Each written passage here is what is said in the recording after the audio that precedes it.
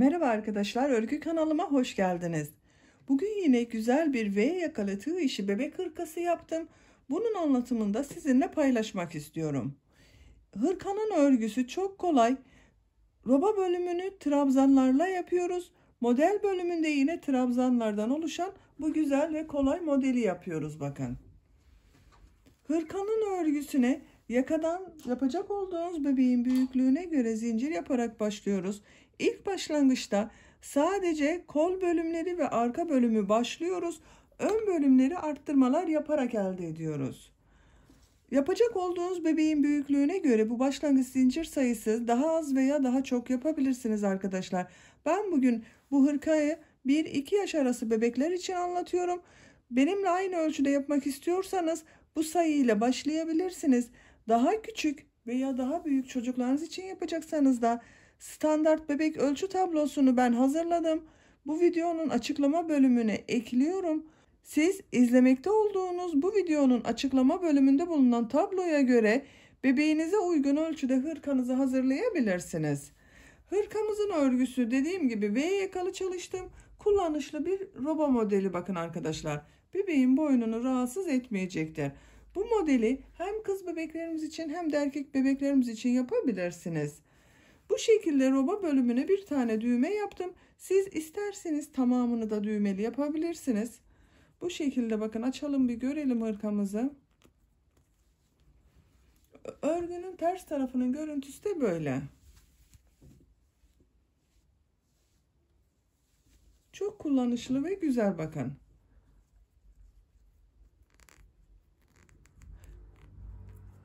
Roba bölümüne de bu şekilde ben bir sarı kurdale geçirdim. Siz bunu yapsanız da olur, yapmasanız da olur. Tamamen tercihinize göre değişecektir. Kendi yaptığınız ip kordonlarda takabilirsiniz arkadaşlar.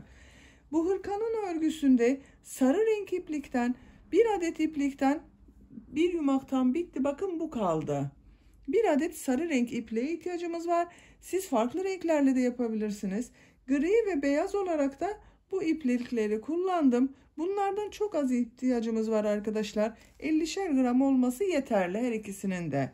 Nako Minnoş Lux Baby ipliği var. Bakın bununla yapabilirsiniz. Hırkanın örgüsünde tığ olarak da 3 milimlik tığ kullandım. Siz tercihinize göre, elinizin sıklığına göre, eliniz çok sıkıysa daha büyük numaralı tığlar kullanabilirsiniz. Elinizin sıklığı örgünün büyüklüğü açısından çok önemli arkadaşlar. Benimle aynı sayıda başlarsanız ve daha küçük numaralı bir tığ kullanırsanız sizin yaptığınız ölçü daha küçük olacaktır.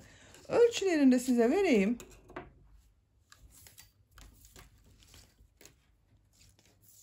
Hırkanın ilk önce gövde bölümünü ölçüyorum. Bakın, gövde genişliği 28 santim. Yüksekliğini ölçüyorum. Omuzdan itibaren tam yüksekliğini ölçüyorum. 34 santim. Kol altından yüksekliğini ölçüyorum. 21 santim. Kol boyunu da ölçelim. Kol boyunu ölçtüğüm zaman 20 santimlikte kol yüksekliği var bakın arkadaşlar. Bu da 1-2 yaş bebek için güzel bir ölçü. Hazırsak hep birlikte bu güzel hırkamızın örgüsüne başlayalım. Kanalıma abone değilseniz abone olmayı unutmayın lütfen. Kanalıma abonelik ücretsizdir. Kanalıma abone olup orada bulunan zil şeklinde aktif konuma getirirseniz bundan sonra kanalıma yükleyeceğim videolardan ilk önce sizin haberiniz olacaktır. Hepinize kolay gelsin, iyi izlemeler. Örgümüze roba başlangıcı için yakadan zincir yaparak başlıyoruz. Zincir yapabilmek için ilk ilmeği ben bu şekilde yapıyorum. Size nasıl kolay geliyorsa ilk ilmeği öyle yapabilirsiniz. Ve zincirlerimi yapmaya başlıyorum. Roba başlangıcı için 51 zincir yaptım ben. Bu zincirleri çok sıkı yapmayalım arkadaşlar. Şimdiki sırada bu zincirler üzerine trabzanlar yapacağız. Bu zincir sayısı sizin gözünüze az görünebilir. Biz bugün V şeklinde bir roba çalışması yapacağız. V şeklindeki roba çalışmasında başlangıçta sadece kol ve arka bölümler var. Ön bölümleri arttırmalar yaparak elde ediyoruz. Tığın üzerine iplik alıyorum. 1, 2 ilmek atlıyorum. 3. ilmek içerisine bir trabzan yapıyorum. Bu trabzan ön bölümün trabzanı oluyor. Ön bölüm için bakın bu ilmek atladığımızda bir trabzan, 1, 2 trabzan oldu. Bir zincir yapıyorum. Takip eden ilk ilmek içerisine kol bölümü için ilk trabzanı yapıyorum. Kol bölümü için 12 trabzan yapıyorum. 1, 2, 3, 4, 5, 6,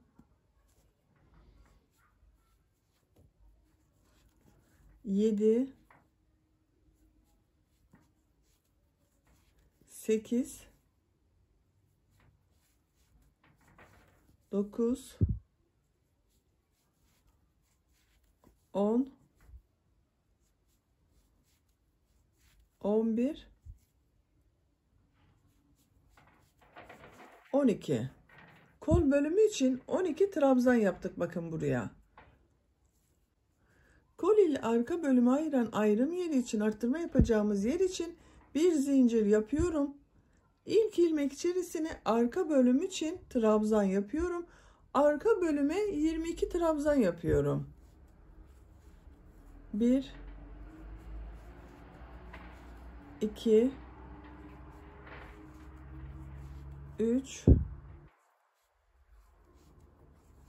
4,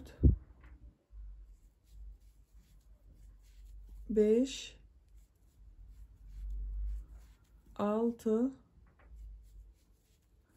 7, 8, 9, 10, 11, 12,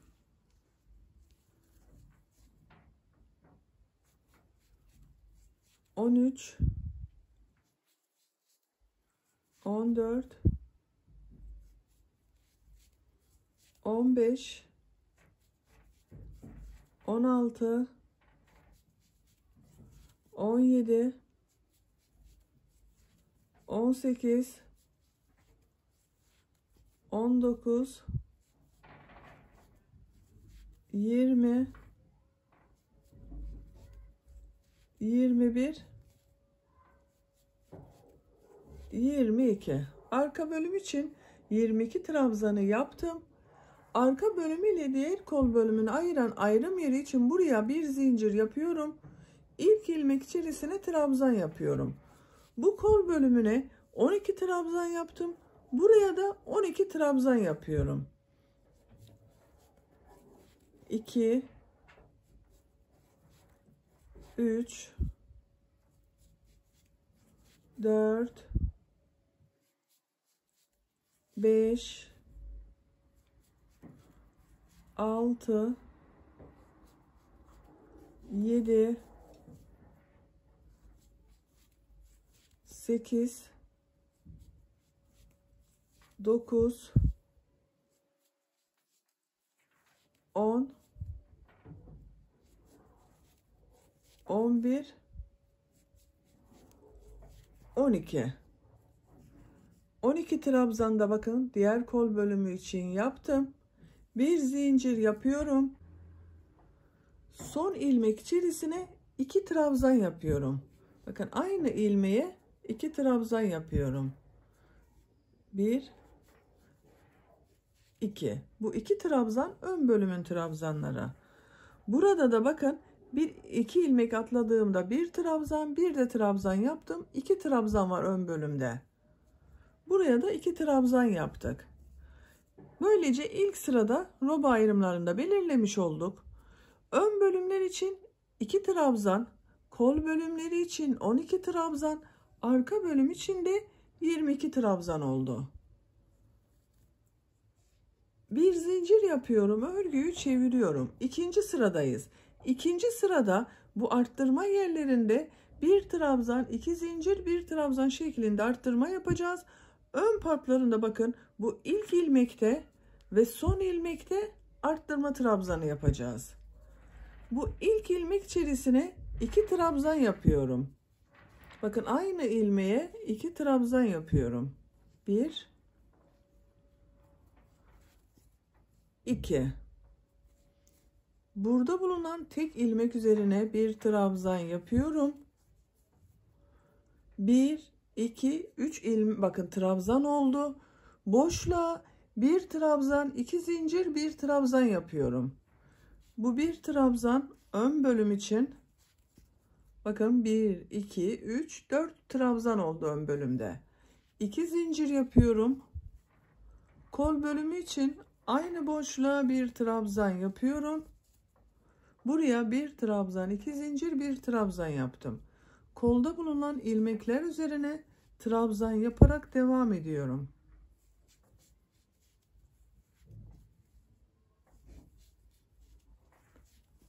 Bu şekilde.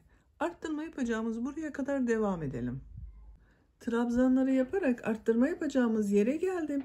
Kol ile arka bölümünü ayıran bakın arttırma yaptığımız bir zincirli boşluktayım. Buraya bir trabzan, 2 zincir, bir trabzan yapıyorum. Kol bölümü için bir trabzan yaptım. 2 zincir yapıyorum. Aynı boşluğa arka bölüm için bir trabzan yapıyorum. Diğer ilmekleri de trabzan olarak devam ediyorum. Her ilmek üzerine birer defa trabzan yapıyorum. Bu arttırma yerinde de bir trabzan, 2 zincir, bir trabzan yaptık. Arka bölümde bulunan ilmekler üzerine trabzanlar yaparak arttırma yapacağımız bu bir zincirli boşluğa kadar devam edelim. Arka bölümün trabzanlarını arttırma yapacağımız yere kadar bakın tamamladım. Kol ile arka bölümü ayıran arttırma yapacağımız yerdeyim. Bu bir zincirli boşluğa bir trabzan, 2 zincir, bir trabzan yapıyorum.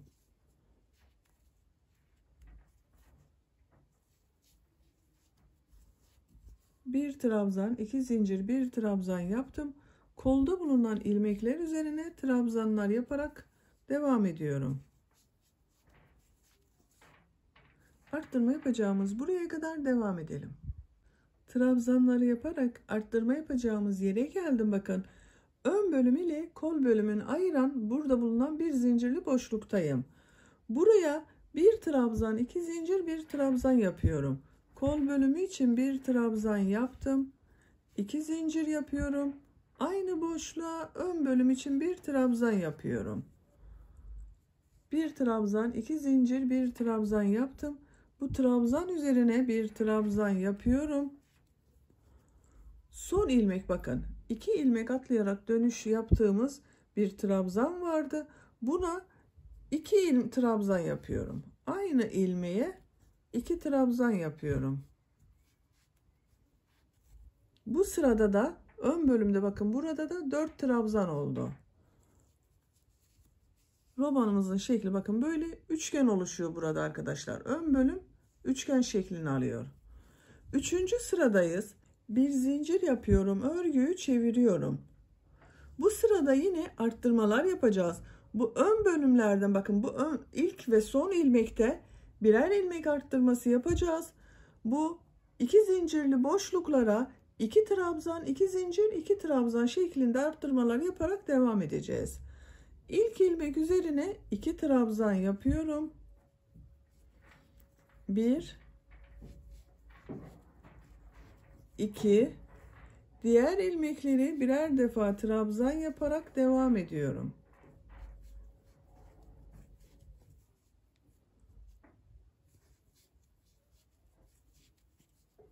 Buraya kadar bakın 1 2 3 4 5 trabzan oldu. Bu 2 zincirli boşluğa 2 trabzan, 2 zincir, 2 trabzan yapıyorum. 1 2 2 zincir yapıyorum. Aynı boşluğa 2 trabzan da kol bölümü için yapıyorum. Bu şekilde. arttırmayı 2 trabzan, 2 zincir, 2 trabzan şeklinde yaptık. Diğer ilmekleri trabzan olarak devam ediyorum. Arttırma yapacağımız buraya kadar trabzanlar yaparak devam edelim. Arttırma yapacağımız yere kadar trabzanları yaptım. Bu arttırma yerine de 2 trabzan, 2 zincir, 2 trabzan yapıyorum.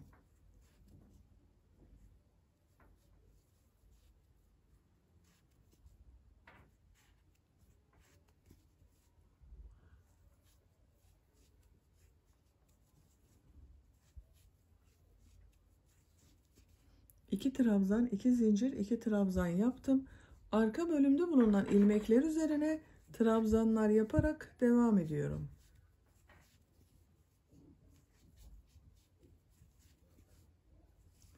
Arttırma yapacağımız buraya kadar devam edelim. Kol ile arka bölümü ayıran arttırma yapacağımız yerdeyim. Buraya 2 trabzan, 2 zincir, 2 trabzan yapıyorum.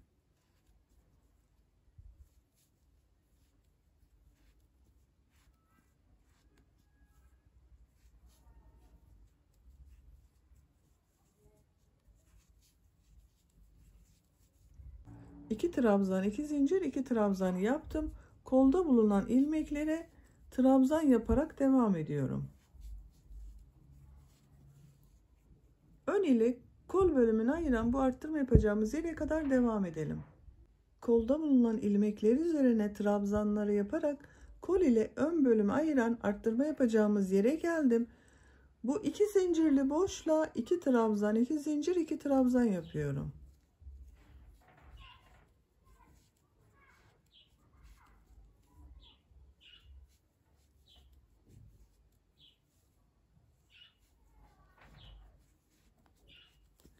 İki trabzan, 2 zincir, 2 trabzan yaptım.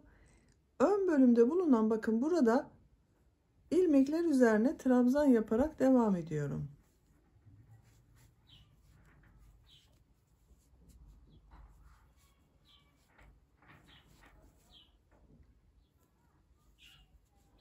Son ilmeğe 2 trabzan yapıyorum. Arttırma yapıyorum bakın burada. Bu bakın sıra başında ve sıra sonunda bulunan bu ilmeklere ikişer defa trabzan yapacağız, arttırma yapacağız. Burada da trabzan sayısı 2, 4, 6, 7 oldu bakın. İlk sırada 2 trabzan var. Bu sırada bir burada, bir burada arttırma yaptım. 4 trabzan oldu. Bu sırada bir burada, 2 burada arttırma yaptım. 7 trabzan oldu. Robamızın şeklini görelim arkadaşlar. Bakın. Üçgen şekil giderek belirgin olmaya başladı. Şu şekilde katladığımız zaman bakın robanın örgüsü böyle.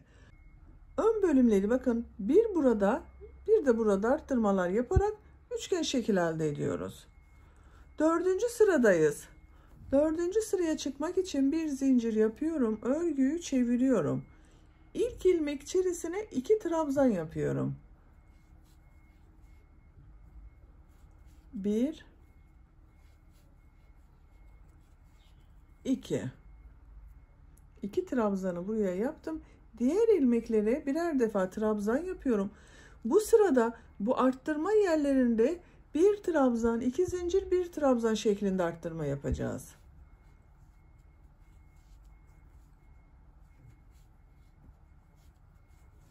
Ön bölümde bulunan trabzanların üzerine trabzanlar yapıyorum.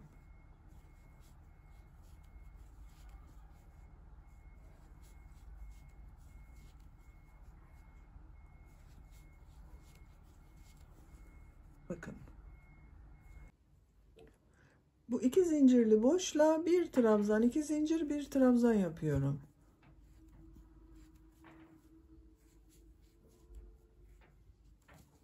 Bir trabzan, 2 zincir, bir trabzan yaptım.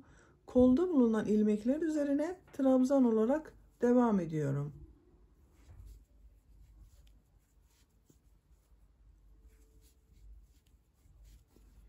Bu şekilde. Arttırma yapacağımız buraya kadar devam edelim. Arttırma yapacağımız yere kadar trabzanları yaptım. Kol ile arka bölümü ayıran bu arttırma yerine de Bir trabzan, 2 zincir, bir trabzan yapıyorum.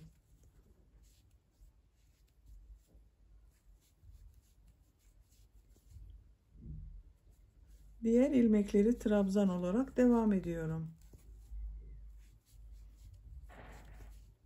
Arttırma yapacağımız buraya kadar devam edelim. Arka bölümün trabzanlarını yaparak arttırma yapacağımız yere geldim. Buraya bir trabzan, 2 zincir, bir trabzan yapıyorum.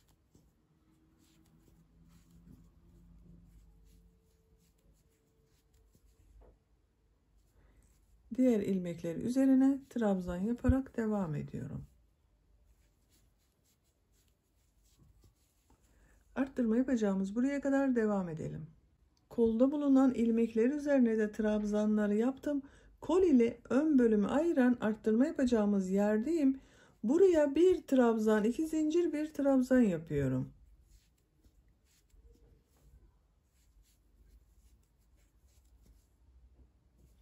Ön bölümde bulunan ilmekler üzerine trabzanlar yaparak devam ediyorum.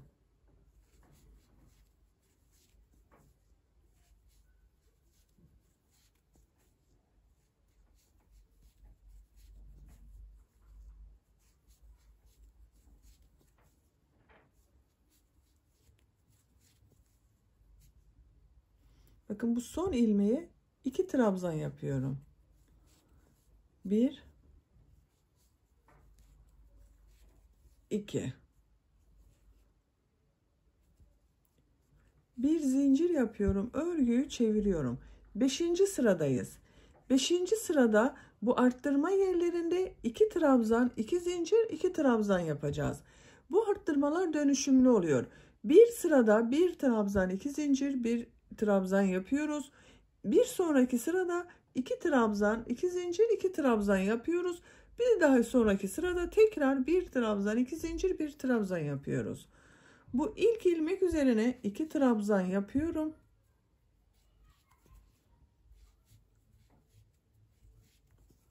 Diğer ilmekleri trabzan yaparak devam ediyorum.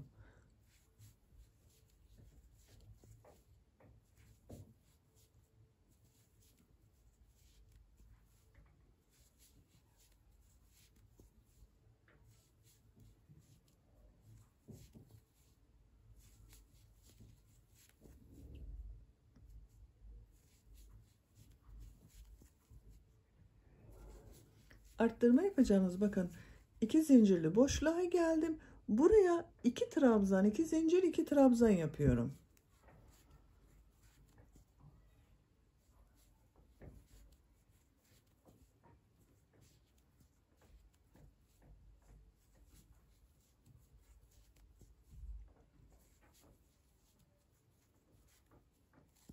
İki trabzan, 2 zincir, 2 trabzanı yaptım. Başlangıçta bakın bir trabzan arttırması yaptım. Bu sıra başında ve sıra sonunda arttırmalar birer trabzan oluyor. Sadece bu 4 noktadan yaptığımız arttırmalarda yapılan arttırmalar değişiyor arkadaşlar. Kolda bulunan ilmekler üzerine trabzanlar yaparak devam ediyorum. Bu şekilde. Bu sırayı böyle devam edelim. Buraya kadar trabzanları yapalım. Arttırma yerinde 2 trabzan, 2 zincir, 2 trabzan yapalım. Arka bölümde bulunan ilmekler üzerine trabzanlar yapalım. Burada ve burada yine 2 trabzan, 2 zincir, 2 trabzan yapalım. Sıra sonuna kadar devam edelim. Sıra sonunda 2 trabzan yapacağız. Onu unutmayalım. Bu sırada ilmekler üzerine birer defa trabzan yaptım. Arttırma yerlerinde de bakın 2 trabzan, 2 zincir, 2 trabzanlar yaparak sıra sonuna kadar tamamladım. Sıra sonunda bulunan ilmeğe de 2 trabzan yaptım. Robanın şeklini görelim tekrar arkadaşlar. Bakın. Bu şekilde robamız giderek büyüyor. Bu ön bölümler arttırma yaptıkça birleşecek. 6. sıradayız. 6. sırada tekrar arttırmalar yapacağız. Bu arttırma yerlerinde bir trabzan, 2 zincir, bir trabzan yapacağız. Bir zincir yapıyorum, örgüyü çeviriyorum. İlk ilmek üzerine 2 trabzan yapıyorum.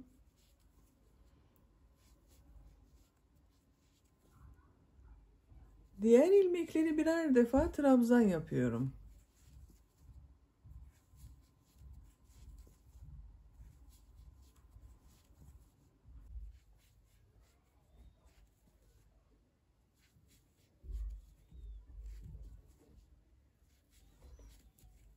Arttırma yerine bir trabzan, 2 zincir, bir trabzan yapıyorum.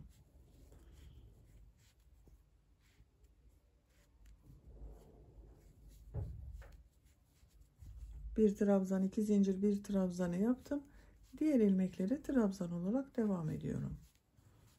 Bu sırada bir trabzan, 2 zincir, bir trabzan yaptım. Bir sonraki sırada 2 trabzan, 2 zincir, 2 trabzan yapacağız. Robamızın arttırmaları böyle devam edecek. Bakın, ön bölümlerde her sırada bir ilmek arttırması yapıyoruz. Bu 1, 2, 3, 4 noktadan arttırmaları bir sırada bir trabzan, 2 zincir, bir trabzan yapıyoruz. Bir sonraki sırada 2 trabzan, 2 zincir, 2 trabzan şeklinde arttırma yapıyoruz. Robamızın örgüsünde arttırmalar bu şekilde devam edecek. Bu iki ön bölüm birleşesiye kadar örgümüze devam edelim. Yapacak olduğunuz bebeğin büyüklüğüne göre roba sıra sayısını tekrarlayarak istediğimiz ölçüye kadar tamamlayalım. Robanın örgüsünü 6 noktadan arttırmalar yaparak benim yapacağım ölçü için gerekli yüksekliğe kadar tamamladım. Kaç sıra roba yaptığımı sayıyorum. 1, 2, 3, 4, 5, 6, 7, 8, 9, 10, 11, 12 sıranın sonunda benim için gerekli yüksekliği elde ettim. Santimetre olarak da ölçüyorum.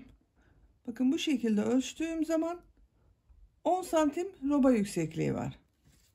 Bu da benim yapacağım ölçü için yeterli. Şu şekilde bakın, katladığımız zaman ön bölümler birbirine değiyor arkadaşlar.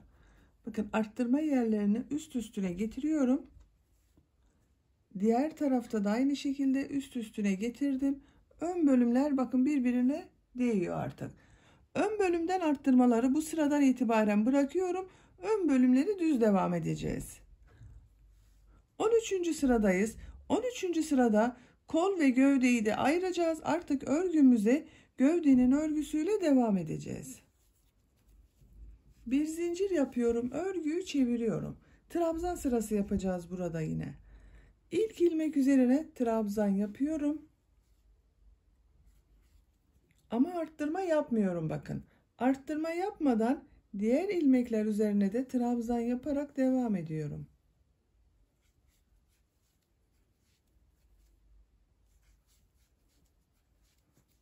Bu şekilde. Kol altını yapacağımız bu arttırma yerine kadar devam edelim. Ön bölümde bulunan ilmekler üzerine trabzanlar yaparak arttırma yaptığımız bakın 2 zincirli boşluğa geldim.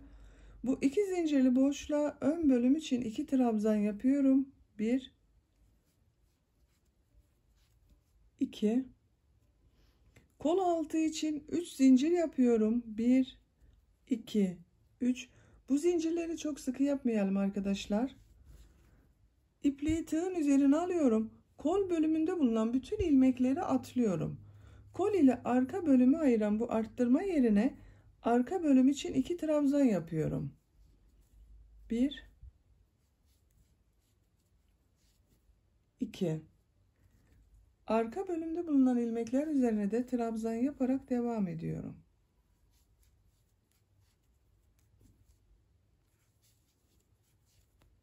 Bakın, kol altında böyle bir üst zincirli boşluk oluştu. Ön ile de arka bölümü birleştirmiş olduk. Diğer kol altını yapmak üzere buraya kadar devam edelim.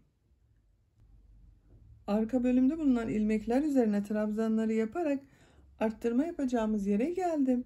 Bu arttırma zincirinin üzerine arka bölüm için 2 trabzan yapıyorum.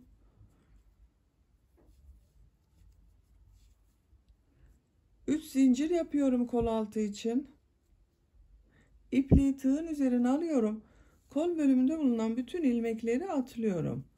Kol ile ön bölümü ayıran bu arttırma yerine ön bölüm için 2 trabzan yapıyorum. 1, 2. Bakın, diğer kol altında bu şekilde üst zincirle oluşturduk. Arka bölümü ile ön bölümü de bağlantı yaptık. Diğer ilmekleri de birer defa trabzan yaparak devam ediyorum.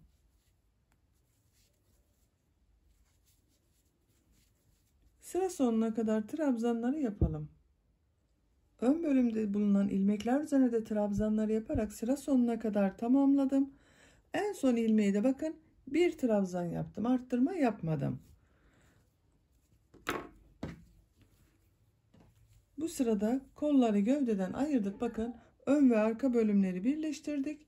Artık örgümüz gövdenin örgüsüyle devam edecek. Modelli sıradayız. Bu sırada modelleri yerleştiriyoruz. Bakın örgünün düz tarafı burası. Şu anda örgünün ters tarafındayım. Bir zincir yapıyorum. Örgüyü çeviriyorum. Örgünün ters tarafından yapıyoruz. İlk ilmek üzerine bir trabzan yapıyorum. İpliği tığın üzerine alıyorum. 1 2 ilmek atlıyorum. 3. ilmek içerisine 3 trabzan, 2 zincir, 3 trabzan yapıyorum. 1 2 3 2 zincir yapıyorum. Aynı ilmek içerisine 3 trabzan daha yapıyorum. 1 2 3 3 trabzan, 2 zincir, 3 trabzan yaptım. İpliği tığın üzerine alıyorum. 1 2 ilmek atlıyorum. 3. ilmeğe bir trabzan yapıyorum. Tekrar ipliği tığın üzerine alıyorum. 2 ilmek atlıyorum. 3. ilmeğe 3 trabzan, 2 zincir, 3 trabzan yapıyorum.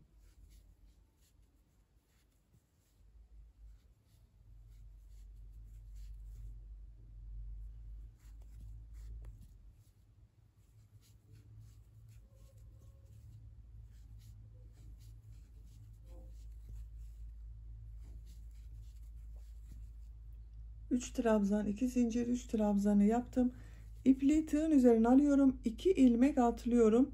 3. ilmeğe bir trabzan yapıyorum. İpliği tığın üzerine alıyorum. 2 ilmek atlıyorum. 3. ilmeğe 3 trabzan, 2 zincir, 3 trabzan yapıyorum.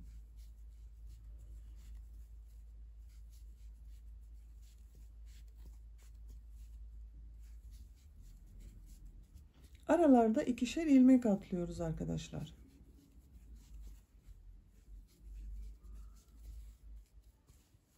Tekrar bakın 2 ilmek atlıyorum. 3. ilmeğe bir trabzan yapıyorum.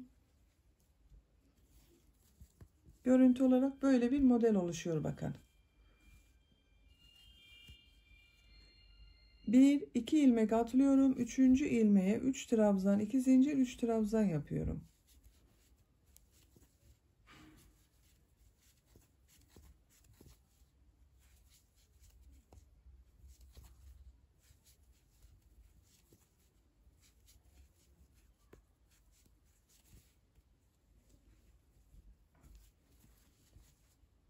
İki ilmek atlıyorum. 3. ilmeğe bir trabzan yapıyorum.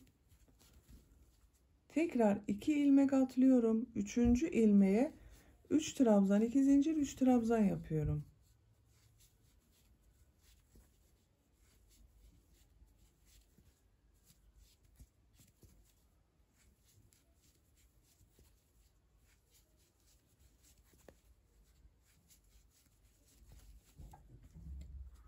Bir iki ilmek atlıyorum. 3. ilmeğe bir trabzan yapıyorum. Bakın ön bölümün son trabzanı ön bölüme 1 2 3 4 5 model oldu. Kol altındayız. Kol altında 3 zincir yapmıştım. Bu 3 zincirin ortada bulunan ilmek üzerine bu modeli yapacağız. Burada bir ilmek atlıyorum. İkinci ilmek içerisine 3 trabzan, 2 zincir, 3 trabzan yapıyorum. Arada bir ilmek atladım. 2 3 aynı ilmek içerisine bakın zincir içerisine 3 trabzan daha yapıyorum.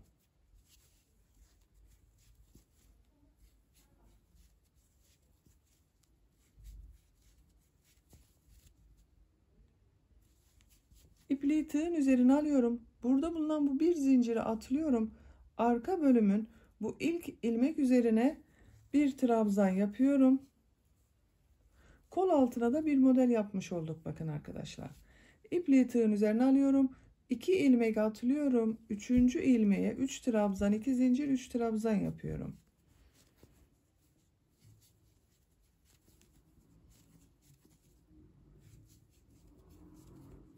Şimdi, arka bölümde de modellerimizi yaparak diğer kol altına kadar devam edelim. Arka bölümde de modelleri yerleştirerek bakın sıra sonuna geldim.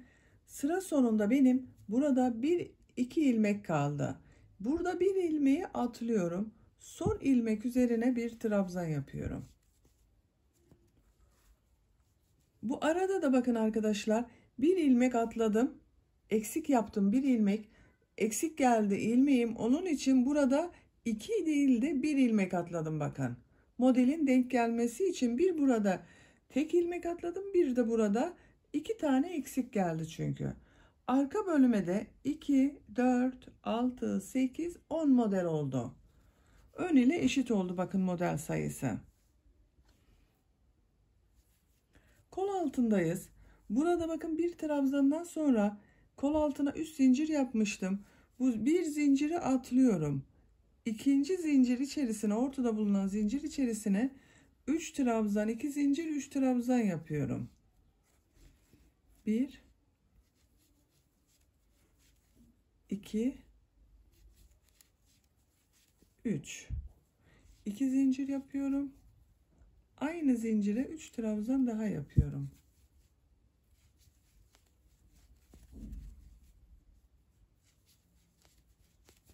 Diğer kol altında da bir model yapmıştım. Bakın kol altına buraya da aynısını yaptık.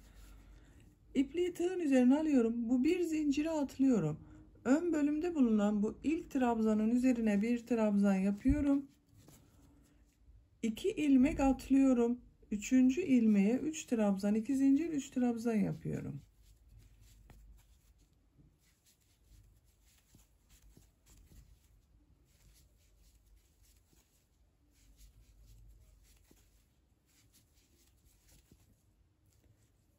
İki ilmek atlıyorum. 3. ilmeğe bir trabzan yapıyorum.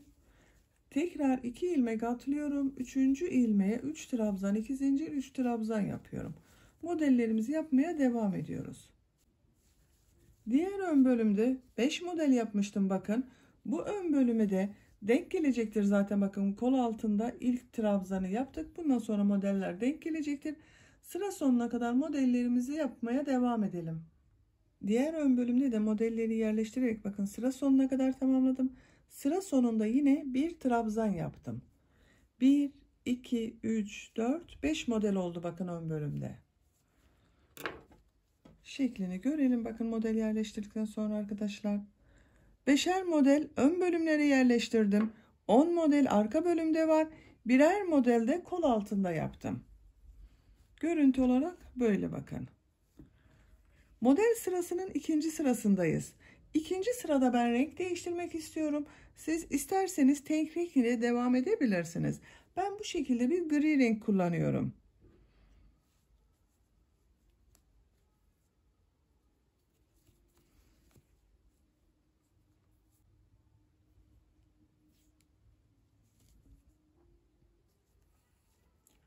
İlmeğimin rengini gri renk yapıyorum. Bakın burada çektirdim. Bir zincir yapıp sağlamlaştırıyorum. Örgüyü çeviriyorum. İlk ilmek üzerine bir trabzan yapıyorum. İpliği tığın üzerine alıyorum. Bu 2 zincirli boşluğa yine 3 trabzan, 2 zincir, 3 trabzan yapıyorum. 1 2 3 2 zincir yapıyorum. Aynı ilmeğe 3 trabzan daha yapıyorum.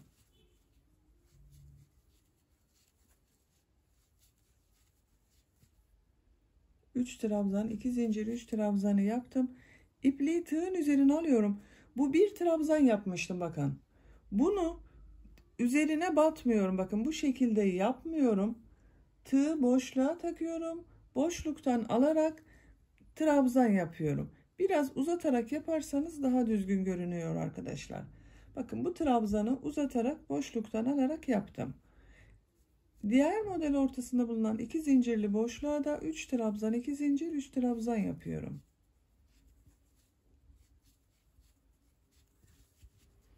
2 zincir yapıyorum. Aynı boşluğa 3 trabzan daha yapıyorum. İpliği tığın üzerine alıyorum. Burada bulunan bakın bu bir trabzanı boşluktan tığı takıyorum. İlmek alıyorum. Uzun bir trabzan yapıyorum. Sıkı yapmıyorum bu trabzana. Diğer 2 zincirli boşluğa da 3 trabzan, 2 zincir, 3 trabzan yapıyorum. Böyle bir modelimiz oluşuyor. Sıra sonuna kadar bu 2 zincirli boşluklara 3 trabzan, 2 zincir, 3 trabzan yapalım. Bu bir trabzanları da boşluktan alarak trabzan yapalım ve sıra sonuna kadar devam edelim. Bu sırada model ortasında bulunan 2 zincirli boşluklara 3 trabzan, 2 zincir, 3 trabzan yaptım. Bu tek trabzanları da boşluktan alarak trabzan yaptım. Sıra sonuna kadar geldim.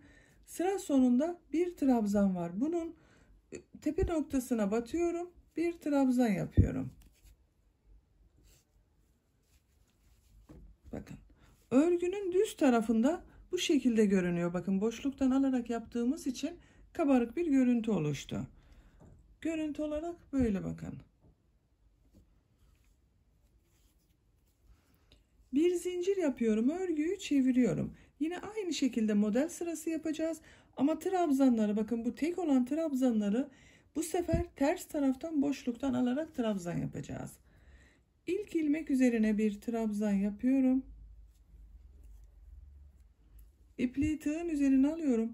Bu 2 zincirli boşluğa 3 trabzan, 2 zincir, 3 trabzan yapıyorum.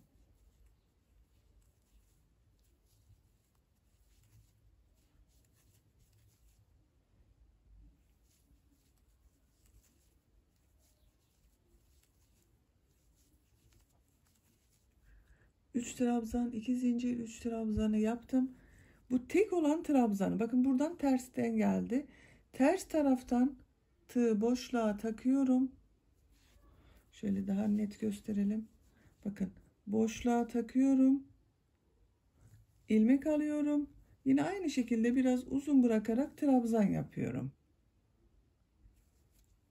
Diğer model ortasında bulunan 2 zincirli boşluğa 3 trabzan, 2 zincir, 3 trabzan yapıyorum.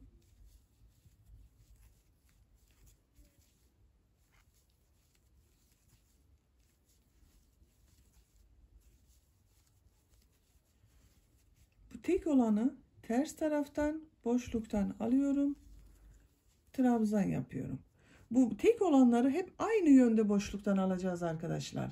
Bakın bu tarafta bir sonraki sırada düz tarafa denk gelecek. Düz taraftan boşluktan alacağız. 2 zincirli boşluğa 3 trabzan, 2 zincir, 3 trabzan yaparak modelimize devam ediyorum. Sıra sonuna kadar devam edelim. Sıra sonuna kadar modelleri tamamladım bakın arkadaşlar. 2 sıra bu renk ile yaptım. Şimdi burada tekrar renk değiştireceğiz. İpliği burada kesiyorum.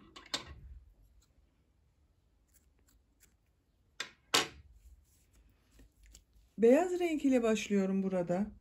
Bu şekilde beyaz bir renk var. Bugün 3 renk ile çalışıyorum. Sarı, gri ve beyaz. Siz isterseniz rengarenk de yapabilirsiniz. Tek renk veya 2 renk olarak da yapabilirsiniz. Bakın bu ipliği kestiğim bu ilmekten beyaz renk ile bir ilmek oluşturuyorum. Şu gri ipi de üste tutuyorum.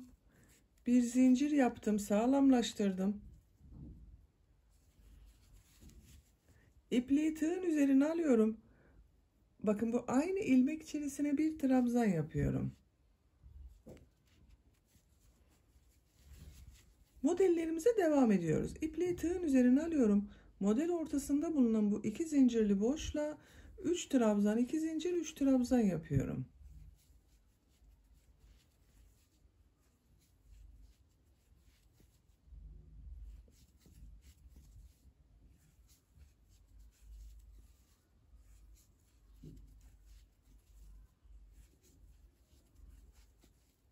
Bakın 3 trabzan, 2 zincir, 3 trabzanı yaptım. İpliği tığın üzerine alıyorum. Bu tek olan trabzan, bakın bu sırada düz geldi. Düz taraftan boşluktan alıyorum. Trabzan yapıyorum. Diğer model ortasına da 3 trabzan, 2 zincir, 3 trabzan yapıyorum.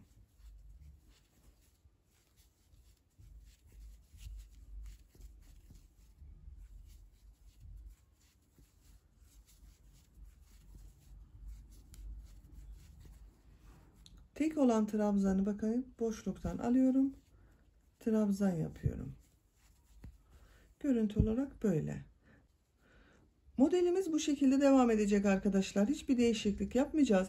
Bir sırada, şimdiki sırada yaptığımız gibi bu tek olan trabzanları düz taraftan boşluktan alıp trabzan yapacağız. Bir sonraki sırada da ters taraftan boşluktan alarak trabzan yapacağız. Bu şekilde devam edeceğiz. Sadece bu bakın aynı oluyor. Bunlar değişmeyecek. Düz taraftan da yaparken, ters taraftan da yaparken 3 trabzan, 2 zincir, 3 trabzan yapacağız. Bu şekilde gövde örgüsüne devam edelim. Yapacak olduğunuz bebeğin büyüklüğüne göre istediğiniz renk sıralamasıyla gövde yüksekliğini tamamlayalım gelelim. Gövde örgüsünü kol altından itibaren benim için gerekli yüksekliğe kadar tamamladım.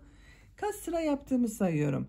Model sırasını sayıyorum arkadaşlar. Bakın sarı renk ile bir sıra yaptım. 1, 2, 3, 4, 5, 6, 7, 8, 9, 10, 11, 12, 13, 14, 15, 16, 17, 18, 19 sıra model sırası yaptım.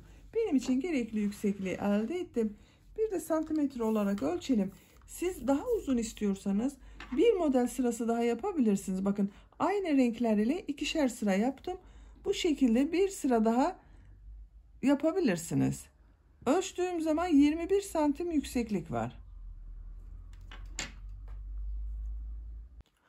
En son sarı renk ile bitirdim. Bak benim yaptığım ölçüye göre sarı renk ile ben bitirdim. Buradan itibaren gri renk ile dilim modeli yapacağız.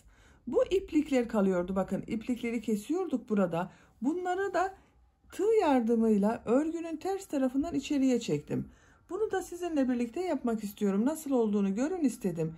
Bakın şuradan örgünün ters tarafından ilmekler aralarından çekiyorum.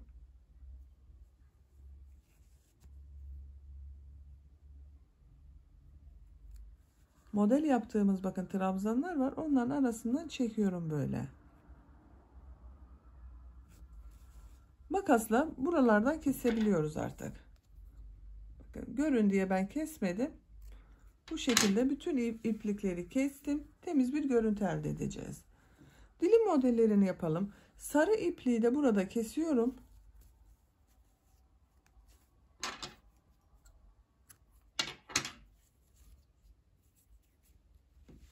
Bakın, örgünün düz tarafından gri renk ile dilim modeli yapıyorum.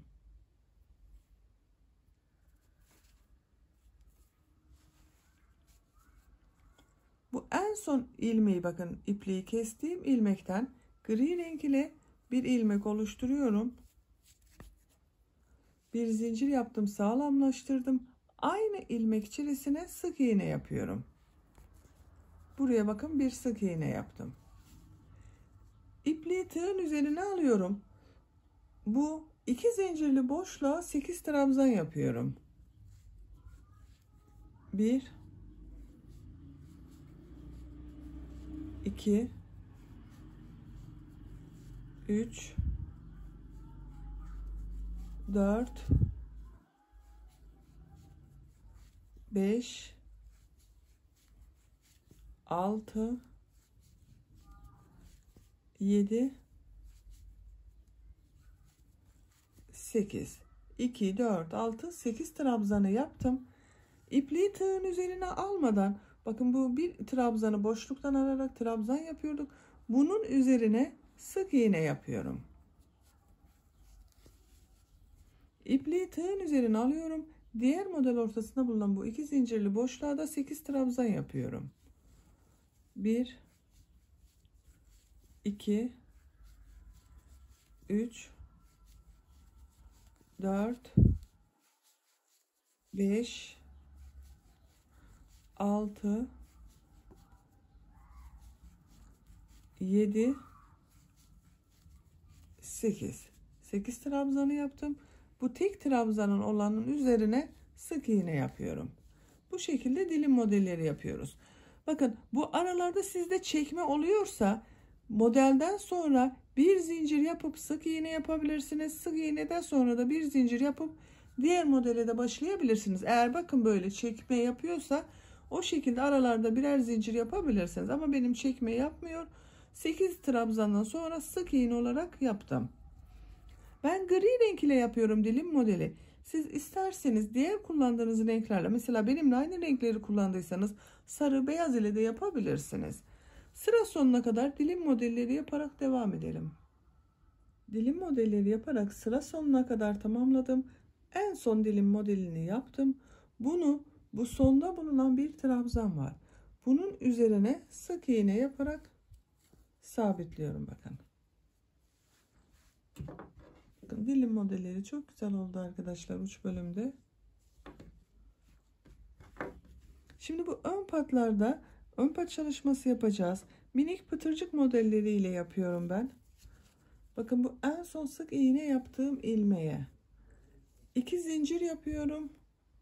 Aynı ilmek içerisine sık iğne yapıyorum. Burada bulunan boşluğa bakın, bir sık iğne yapıyorum. 2 zincir yapıyorum. Aynı yere sık iğne yapıyorum. Bir ilmek atlıyorum. İkinci ilmeğe bir sık iğne, 2 zincir, bir sık iğne yapıyorum.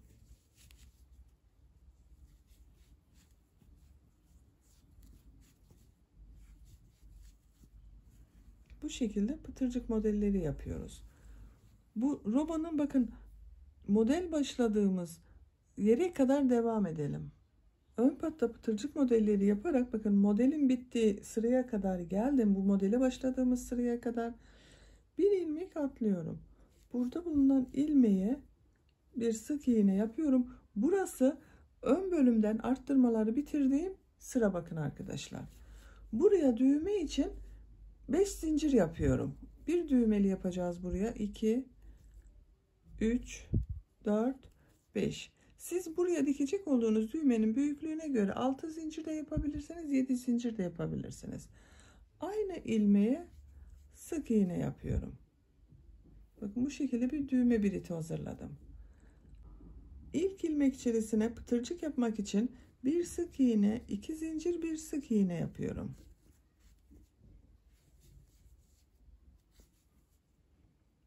Burada bakın takip eden ilmek içerisine bir sık iğne, 2 zincir, bir sık iğne yapıyorum. Bir ilmek atlıyorum. Pıtırcık modellerine devam ediyoruz. Bakın buraya dönüşlü oldu. Düğme içine düğme biriti yaptık. Bu pıtırcık modellerine devam edelim. Boyunun çevresinde devam edelim. Diğer ön patlarda da pıtırcık modelleri yaparak bu dilim modeli başladığımız yere kadar tamamlayalım. Hırkanın bakın boyun çevresinde ve diğer ön patta da pıtırcık modelleri yaparak buraya kadar tamamladım. En son pıtırcık modelini yaptım. Bu etek ucunda yapmış olduğum bu dilim modeliyle ilmek kaydırması yaparak birleştiriyorum bakın. Bu ilk ilmeğe tığ takıyorum. İlmek alıp çektim. Tığın üzerinde bulunan ilmekten de çektim. Bu şekilde birleştirdim. İpliği burada kesiyorum.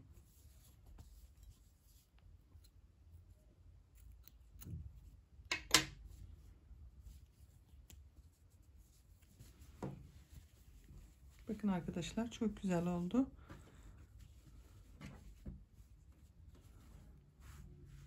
Yakanın görüntüsü de böyle bakın. Gövde örgüsünü tamamladık. Şimdi kollarını yapalım. Bakın ben kolun birisini zamandan kazanmak için hazırladım. Diğer kolun örgüsünü de sizinle yapalım.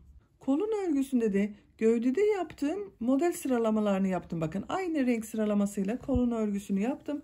Kol ucuna da bu şekilde bileklik çalışması yaptım. Şimdi gelin birlikte sizle diğer kolu yapalım. Bakın kol tarafındayım. Burada bir sıra trabzan sırası yapacağız. Kolları gövdeden ayırırken bakın burada bir sıra trabzan sırası yapmıştım.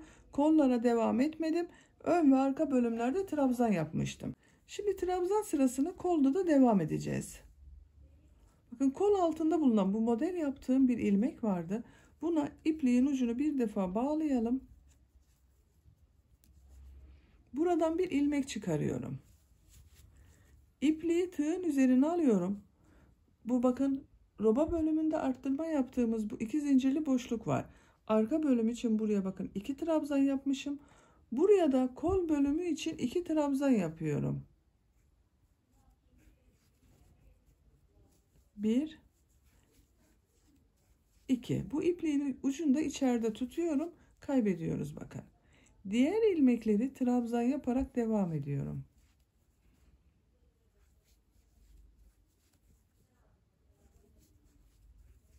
Bakın gövdenin devamı oluyor. Sıra sonuna kadar devam edelim. Kol bölümünde trabzanları yaparak sıra sonuna kadar tamamladım. En son bakın bu arttırma yapacağım yere geldim. Buraya 2 trabzan yapıyorum. Son yaptığım ilmek ile burada kol altında oluşturduğum bu ilmeğe tığ takıyorum. İlmek kaydırması yaparak sırayı birleştiriyorum. Bakın düz bir kol yaptık arkadaşlar. Şimdi model sırasındayız. Model sırasına bakıyorum. Gövdenin aynısını yapacağız arkadaşlar. Kolun örgüsünü ben örgüyü döndürerek öreceğim. Siz isterseniz düz de devam edebilirsiniz. Ama o zaman gövde ile kol arasında görüntü farklılığı oluşur. Güzel bir görüntü olmaz.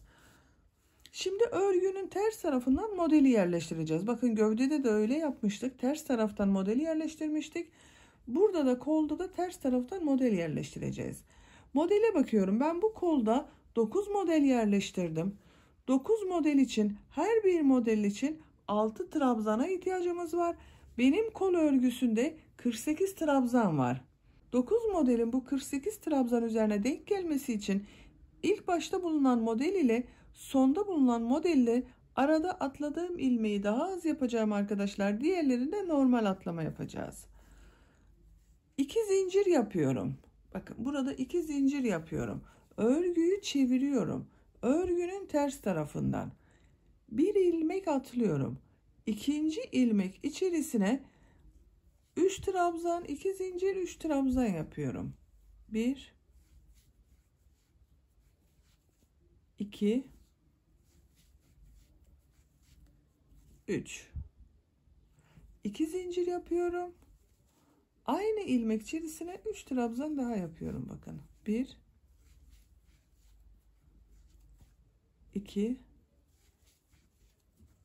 3.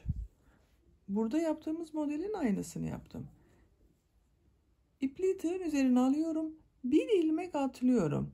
İkinci ilmek içerisine bir trabzan yapıyorum. Bakın buralarda birer ilmek atladım. Bundan sonra ikişer ilmek atlayacağız. İpliği tığın üzerine alıyorum. 1 2 ilmek atlıyorum.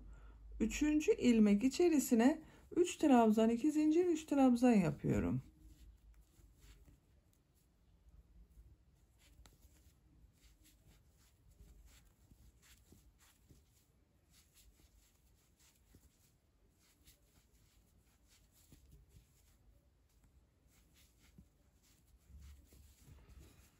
Üç trabzan, 2 zincir, 3 trabzanı yaptım. 2 ilmek atlıyorum. Üçüncü ilmeğe bir trabzan yapıyorum. 2 ilmek atlıyorum. Üçüncü ilmeğe 3 trabzan, 2 zincir, 3 trabzan yapıyorum. Bakın bu şekilde modellerimizi yerleştirerek devam edelim. Modelleri yaparak bakın sıranın sonuna kadar geldim. Son modeli sizinle yapmak istedim yine. Buraya kadar 2, 4, 6, 8 model oldu. 9. modelde aralarda birer ilmek atlayacağız. Bakın buraya kadar aralarda ikişer ilmek atlamıştım. Burada bir ilmek atlıyorum. İkinci ilmek içerisine 3 trabzan, 2 zincir, 3 trabzan yapıyorum.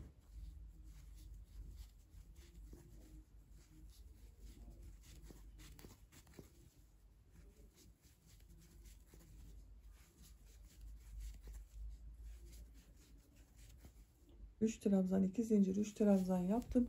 Bu model ile sıra başında 2 zincir yaparak bakın bir trabzan yapmıştım. Bunu ilmek kaydırması yaparak birleştiriyorum. Bu son zincirin üzerine tığ takıyorum.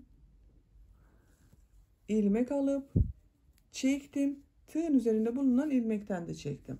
Bakın bu iki model ortasında bulunan trabzan oldu. Sarı ipliği burada kesiyorum. Modellerimizi de yerleştirmiş olduk. Sayalım. Bakın 1, 2, 3, 4, 5, 6, 7, 8, 9 model olduk oldu arkadaşlar. Bu şekilde. Şimdi gri renk ile modelimize devam ediyorum. Bakın gövde ile aynı sıra sayısını yapacağız. Farklı görünmesin. Siz isterseniz sade renk de yapabilirsiniz. Yine de tercihinize göre değişecektir burası. Buradan ipliği kestiğim ilmekten tığ takıyorum. Gri renk ile bir ilmek oluşturuyorum. Bir zincir yaptım, sağlamlaştırdım. 2 zincir yapıyorum. Modellerimize aynı şekilde devam ediyoruz gövdede olduğu gibi. İpliği tığın üzerine alıyorum. Bakın örgünün düz tarafından yapıyorum bunu. Bu sırayı. Bu 2 zincirli boşluğa 3 trabzan, 2 zincir, 3 trabzan yapıyorum. 2 3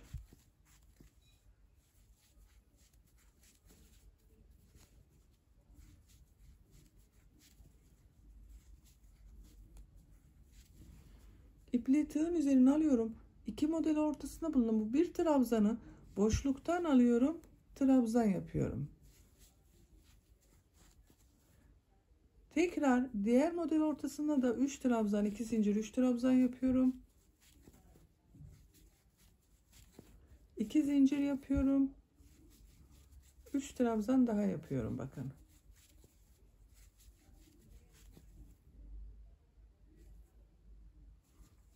Tek trabzanda boşluktan alarak trabzan yapıyorum. Gövdede yaptığımız gibi. Sıra sonuna kadar devam edelim.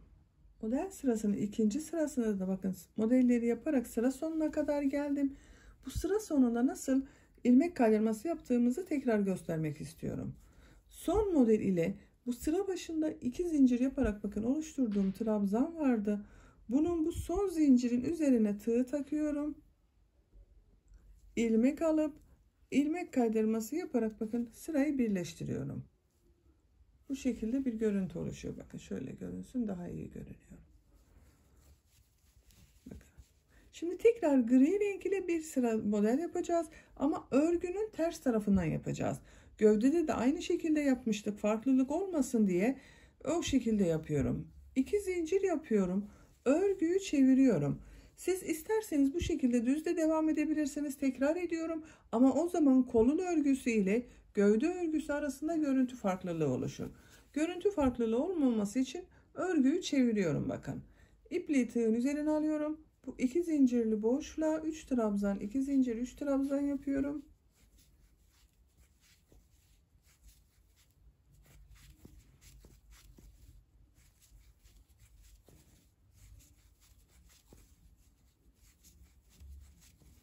Bu tek olan trabzanda ters taraftan boşluktan alarak trabzan yapıyorum. Diğer model ortasında bulunan 2 zincirli boşluğa da 3 trabzan, 2 zincir, 3 trabzan yapıyorum. Bu şekilde devam ediyoruz. Sıra sonuna kadar devam edelim. Bu 2 zincir ile ilmek kaydırması yaparak birleştirelim. Bir üst sıraya çıkalım. Örgüyü çevirelim. Bir sonraki sırada beyaz renk ile devam edeceğimiz bakın. Siz benimle aynı renk yapıyorsanız, 3 renkli yapıyorsanız diğer renk ile yapacağız. Bu gövde örgüsünü yaptığınız sıradan bir sıra eksik yapmanız daha iyi olacaktır kol örgüsünde. Bakın ben diğer kol örgüsünü o şekilde yaptım. Gövdenin örgüsünden bir sıra eksik yaptım sarıya. Bu şekilde kol örgüsünü, gövde sırasını tekrarlayarak tamamlayalım. Kolun örgüsünde modelleri yaparak bakın benim için gerekli yüksekliğe kadar ördüm. Kaç sıra model yaptığımı sayıyorum. Sarı renk ile başlamıştım. 1, 2, 3, 4, 5, 6, 7, 8, 9, 10, 11, 12, 13, 14, 15, 16, 17, 18 sıra yaptım. Burada ben kol örgüsünü bitiriyorum arkadaşlar. Bakın diğer kol örgüsünde aynı yapmıştım. 18. de bitirdim. Sonra sık iğnelere başladım. Bu kolda da aynı şekilde sık iğneler yapacağız. Bu bileklik bölümünü yapmadan önce sarı renk ile de eksiltmeleri yapmak istiyorum kesme işlemlerine. Bu çok geniş bakın. Siz isterseniz bu kolun örgüsünü bu şekilde de bırakabilirsiniz. Kolun bu bileklik yapması tamamen tercihinize kalmıştır. Ben bileklik çalışıyorum. Eğer bu şekilde bırakacaksanız ucuna bu etek ucunda uyguladığımız gibi bir sıra dilim modeli yapabilirsiniz. Bakın en son ilmek kaydırması yaparak sırayı birleştirdim. Eksiltme işlemi yapacağız. Bu ilk ilmeği atlıyorum. İkinci ilmeğe sık iğne yapıyorum. Bir atlama bir sık iğne şeklinde eksiltme yapıyorum. Bu ilmeği atlıyorum. Ortada bulunan bu iki zincirli boşluğa sık iğne yapıyorum. Bir ilmek atlıyorum. İkinci ilmeğe sık iğne yapıyorum. Bir ilmek atlıyorum. İkinci ilmeğe sık iğne yapıyorum. Bir ilmek atlıyorum. İkinci ilmeğe sık iğne yapıyorum. Bir atlıyoruz bakın. İkinci ilmeğe sık iğne yapıyoruz. Bir atlıyorum. İkinci ilmeğe sık iğne yapıyorum. Bir atlıyorum. İkinci ilmeğe sık iğne yapıyorum. Bu şekilde eksiltmeler yapıyoruz. Sıra sonuna kadar devam edelim. Bir sık iğne bir atlama şeklinde yaparak bakın sıra sonuna kadar tamamladım. En son ilmeğe yine sık iğne yaptım. Bunu sıra başında yapmış olduğum bu sık iğneye tığ takıyorum. İlmek alıp çektim. Tığın üzerinde bulunan ilmekten de çektim. İlmek kaydırması yaparak burayı birleştirdim. Sarı renk ipliği burada kesiyorum.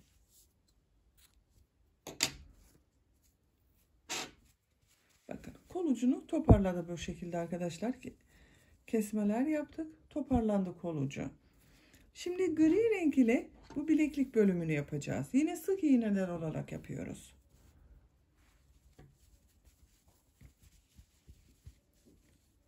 Bakın burada bulunan bu ilk ilmeğe tığ takıyorum.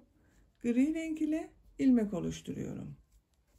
Siz hangi renk ile yapıyorsanız onunla yapabilirsiniz.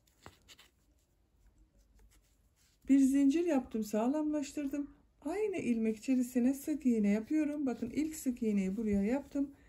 Bu iplerin ucunda içeride tutuyorum. Kaybediyoruz bakın. Diğer ikinci ilmeğe sık iğne yapıyorum. Sık iğne sırası olarak yapıyoruz. Her ilmeğe birer defa sık iğne yapıyorum. Eksiltme veya arttırma yapmıyorum.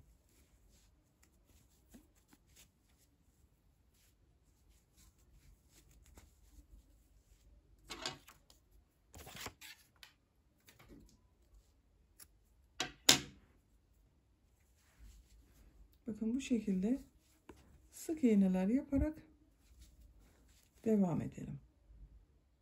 Son ilmeğe kadar bakın her ilmeğe birer defa sık iğne yaparak tamamladım. Bu son ilmeği ilk ilmek ile ilmek kaydırması yaparak birleştiriyorum. Bakın arkadaşlar bu şekilde oldu. Ve sık iğne sırası yaparak devam ediyorum. Bir zincir yapıyorum. Aynı ilmek içerisine sık iğne yapıyorum. Diğer ilmekleri de birer defa sık iğne olarak devam ediyorum.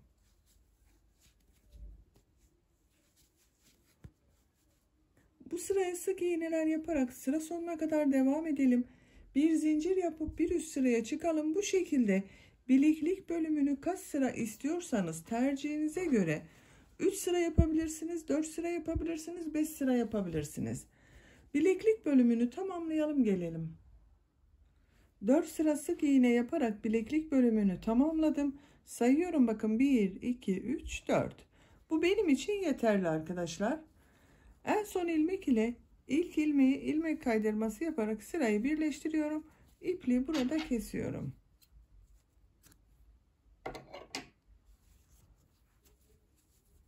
Bakın bileklik bölümünü de tamamladık. Güzel oldu bu şekilde.